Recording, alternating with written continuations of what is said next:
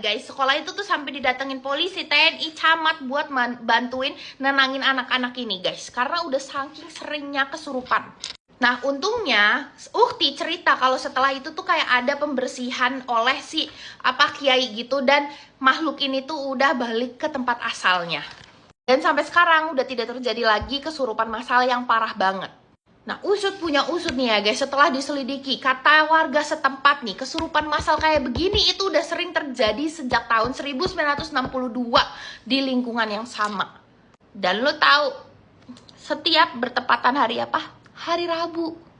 Sampai sekarang nggak ada yang tahu nih, kenapa terjadi kesurupannya tuh tepat hari Rabu. Ada apa dengan hari Rabu dan ada apa dengan lokasi sekolah itu, nggak ada yang tahu. Dan juga nggak ada yang tahu kenapa siswa yang kesurupan ini tuh pengen pergi ke gedung tua yang ada di belakang sekolah. Apakah ada korelasinya dengan sosok yang dilihat sama Ukti atau enggak? Tak tahu saya. Wallahu alam banget guys. Tapi intinya guys, kalau kita ada di kondisi-kondisi kayak begini, nomor satu minta tolong hanya kepada Allah ya guys.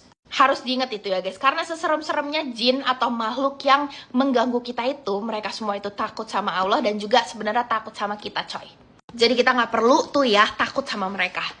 Nah ini kata si Ukti di akhir emailnya, dia bilang masih banyak lagi cerita-cerita yang serem. Kalau ini rame, ntar gue suruh Ukti untuk cerita lagi buat kalian.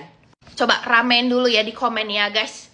Dan kalau misalnya kalian punya cerita-cerita horor kayak begini yang dimana itu kalian sendiri yang ngalamin dan juga lengkap, lu bisa kirim ke email gue yang ini ya guys, nanti gue ceritain.